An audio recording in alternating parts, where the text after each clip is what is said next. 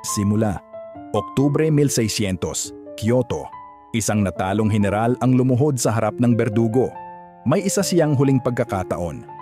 Itakwil ang pananampalataya at siya'y patatawarin. Ngunit tumanggi siya, itinaas ang espada at bumagsak. Ito ang kwento ni Konishi Yukinaga, hindi matitinag na samurai. Konishi Yukinaga, ang samurai na mas pinili mamatay kaysa talikuran ang Diyos. Oras nang bumalik sa nakaraan. Welcome sa Shadows of the Past. Part 1. Ang pagsikat ng isang ibang uri ng samurai.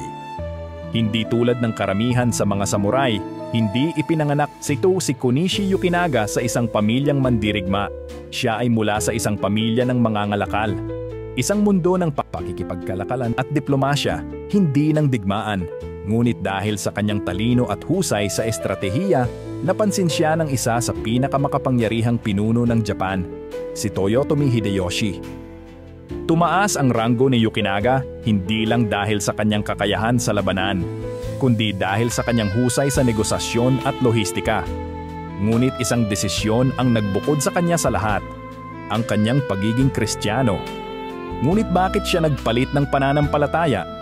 Para kay Konishi, ang Kristyanismo ay hindi lang isang paniniwala, kundi isang diskarte rin.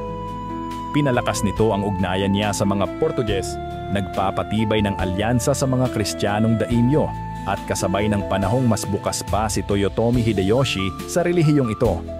Ngunit hindi tulad ng iba na nagbalik loob para lang sa politika, si Konishi ay tunay na deboto. Hindi siya sumasali sa mga ritual ng Budismo at palagi niyang dala ang kanyang rosaryo. Ang kanyang paniniwala sa awa at pagpapatawad mubog sa kanyang estilo ng diplomasya, mas pinipili niya ang negosasyon kaysa sa digmaan. Part 2. Ang Imjin War, pagtutunggali, pananampalataya at estratehiya.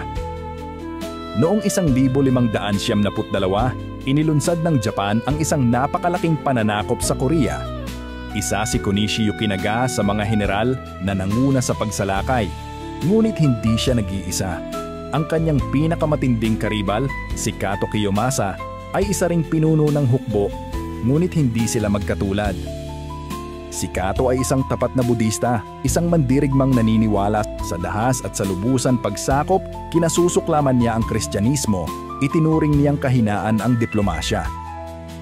At naniniwala siya sa ganap na pananakop. Si Yukinaga naman ay mas pinipili ang estratehiya at negosasyon.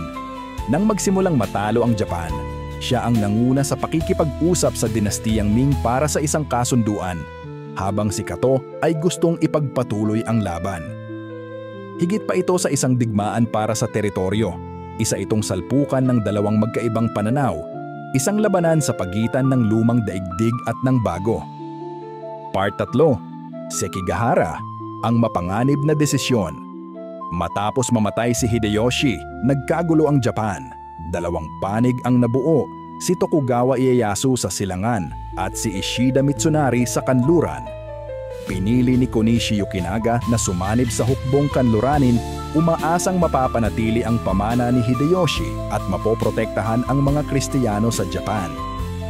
Ngunit isang trahedya ang Sekigahara dahil sa mga pagtataksil sa loob lamang ng 6 na oras, nasiguro ni Tokugawa Ieyasu ang kanyang landas patungo sa kapangyarihan.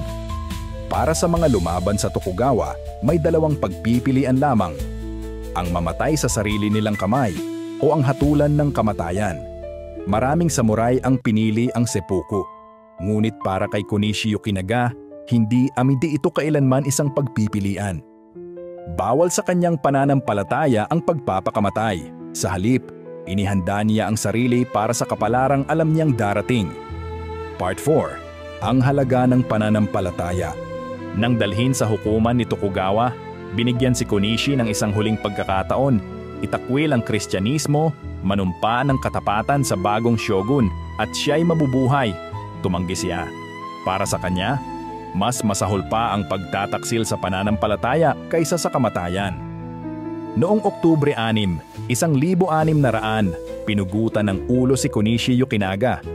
Ngunit hinarap niya ang kanyang kamatayan hindi bilang isang talunang heneral, kundi bilang isang taong matibay sa kanyang paniniwala. Part 5. pamanang iniwan, bayani, taksil, o martir. Para sa ilan, isa siyang hangal, isang taong isinuko ang kapangyarihan at buhay para sa isang dayuhang relihiyon. Para sa iba, isa siyang bayani, isang taong nanatiling tapat sa kanyang paniniwala sa kabila ng pagtataksil at pagbabago ng panahon. Ang kanyang pagkamatay ay naging hudyat ng pagsisimula ng pagsupil sa Kristyanismo sa Japan. Ilang dekada matapos siyang patayin, ipinagbawal ang relihiyong kanyang ipinaglaban. At ang mga Kristiyano ay napilitang magtago. Ngunit hindi naglaho ang kanyang kwento. Ngayon, si Konishi Yukinaga ay inaalala hindi lamang bilang isang samurai, kundi bilang isang taong piniling ang pananampalataya kaysa sa kapangyarihan. Huling tanong, ano ang pipiliin mo? Kung ikaw ang nasa lugar ni Konishi Yukinaga, ano ang pipiliin mo? Pananampalataya o buhay? Huwag kalimutang mag-subscribe sa aking YouTube channel para sa mas maraming amazing na content. Pindutin ang subscribe button at i-on ang notifications. Kung gusto mong malaman ang kwento ng batang Kristiyanong samurai na lumaban sa imperyo ng Japan, panoorin mo lang ang video sa kanan. Salamat sa panonood hanggang sa muli.